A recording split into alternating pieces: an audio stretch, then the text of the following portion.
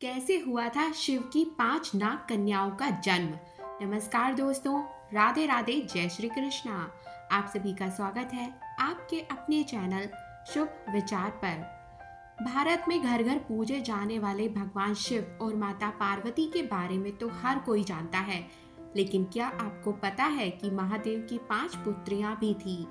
मिथिला की लोक कथाओं में बताया जाता है कि भगवान शिव का अंश ये 5 पुत्रियां नाग के रूप में थी। इन नाग कन्याओं की पूजा की जाती है सावन के महीने में। कहा जाता है कि इनकी आराधना करने से सांप के डसने का भय खत्म हो जाता है। आम जनमानस में प्रचलित कथाओं से पता चलता है कि भगवान शिव और माता पार्वती की मुख्य तौर पर 3 संतानें थीं, कार्तिकेय, गणेश और पुत्री अशोक सुंदरी। हालांकि रामायण की तरह शिव भक्तों में भी भगवान शिव की संतानों पर अलग अलग मत पाए जाते हैं। कुछ लोगों का मानना है कि शिव पार्वती की संतानों में एक पुत्र अयप्पा और पुत्री ज्योति भी थी।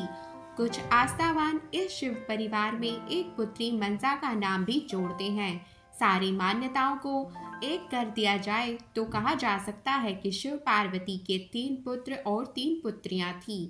हालांकि लोक मान्यताओं के अलावा पुराणों में भी कहीं कहीं काफी अंतर दिखाई देता है। संक्षिप्त शिव पुराण में शिव के 3 पुत्र कार्तिकेय, गणेश और अंधक बताए गए हैं।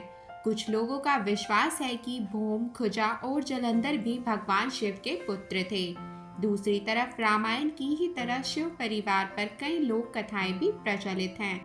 मिथिला में बेहद लोकप्रिय मधुश्रावणी व्रत कथा में शिव की 5 नाग कन्याओं के बारे में बताया गया है। कहा जाता है कि एक बार शिव और पार्वती भ्रमण करते हुए एक सरोवर के निकट से निकले। सुंदर सरोवर देवादिदेव को अच्छा लगा और उन्होंने वहां पार्वती के साथ जल क्रीड़ा करने का मन बनाया। शिव सरोवर में स्नान कर ही रहे थे कि तभी उनके शरीर से ऊर्जा निकली। शिव ने ऊर्जा को एक पत्ते पर रख दिया। इसी ऊर्जा से 5 नाग कन्याओं का जन्म हुआ। इन कन्याओं के नाम जया, विषहर, शामिलबारी, देव और दोतली थे। इन नाग कन्याओं के जन्म के काफी समय बाद तक पार्वती इनसे अनजान थी। शिव रोज सुबह वन में जाकर अपनी नाग रूपी बेटियों से खेलते। एक दिन माता पार्वती छिपकर वन में पहुंची और महादेव को नाग कन्याओं के साथ खेलते देखा तो क्रोधित हो उठी। पार्वती ने नाग कन्याओं को पैर के नीचे दबाकर मारने का प्रयास किया। भगवान शिव ने माता पार्वती को रोका और पूरी बात बताई। साथ ही 5 कन्याओं को वरदान दिया कि सावन मास की शुक्ल पक्ष की पंचमी पर इन 5 कन्याओं का पूजन किया जाएगा। एक अन्य कथा के अनुसार एक बार शिव और पार्वती एक सरोवर में ध्यान में लीन थे। ध्यान के दौरान ही अचानक शिव धीरे से मुस्कुराए। उनकी मुस्कान से 5 मोती सरोवर में गिरे। ये 5 मोती 5 नाग कन्याओं में बदल गए। ध्यान में मग्न पार्वती को इसके बारे में कुछ भी पता नहीं चला। बाद में वन में इन 5 नाग कन्याओं के साथ शिव को खेलते देखकर उन्हें इनके बारे में जानकारी हुई। मधुश्रावणी कथा मिथिला की संस्कृति का हिस्सा है।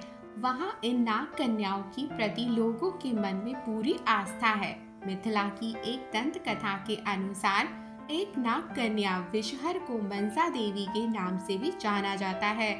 मिथिला में विषहर का देवी का मंदिर आसानी से मिल जाएगा। वहाँ लोग पूरी श्रद्धा से देवी का पूजन करते हैं। अब हम वापस शिव पर लौटते हैं। विद्वानों का मत है कि शिव का अर्थ है कल्याणकारी शक्ति। जो शक्ति मानवता का कल्याण करती है उसे शिव कहते हैं। शिव से जब एकार या छोटी ई की मात्रा हटा ली जाए तो वो शव हो जाता है। हिंदू परंपराओं में जिन 3 देवताओं को मुख्य माना गया है उनमें ब्रह्मा के साथ विष्णु और महेश भी शामिल हैं।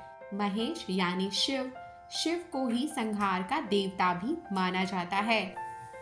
भारत और दुनिया के कई अन्य हिस्सों में शिवलिंग की पूजा की जाती है। ऐसे में शिवलिंग को शिव या ब्रह्म का प्रतीक भी कह सकते हैं। माना जाता है कि शिव का निवास कैलाश पर्वत है। देश में 12 ज्योतिर्लिंगों में भी शिव आराधना ही होती है। शिव के रूप और उनके कभी वन तो कभी शमशान में निवास को विद्वानों ने अलग अलग तरह से बताया है। कहा जाता है कि शिव वन में निवास करते थे, इसलिए वनवासियों ने उनकी पूजा की। सबसे खास बात यह है कि शिव को कभी कोई पका हुआ खाने का सामान नहीं अर्पित किया जाता। उन्हें फलों, फूलों और वनस्पतियों का ही भोग लगता है। भगवान शिव के भक्त भगवान शिव की कृपा पाने के लिए न केवल दूध, दही, गंगाजल चढ़ाते हैं, बल्कि बेलपत्र, भांग, धतूरा आदि चढ़ाकर उन्हें प्रसन्न करने की कोशिश भी करते हैं और वो इससे खुश भी हो जाते हैं और अपने सभी भक्तों को मनोवांछित फल देते हैं। अगर आप भी शिव को मानते हैं तो कमेंट बॉक्स में ओम नमः शिवाय ज़रूर लिखें। आशा करते हैं कि आज की ये जानकारी आपको पसंद आई होगी। अंत तक हमारे साथ बने रहने के लिए आपका धन्यवाद। आज का ये वीडियो अगर आपको पसंद आया है तो वीडियो को ज़्यादा से ज़्यादा शेयर करें। वीडियो को लाइक करना बिल्कुल ना भूलें। चैनल पर नए हैं तो चैनल को सब्सक्राइब करें, बेल आइकन को प्रेस करें ताकि ऐसी ही जानकारी से भरी हुई वीडियोस आपको मिल सके। हम आपसे जल्द मिलेंगे ऐसे ही शुभ विचार के साथ। तब तक के लिए नमस्कार।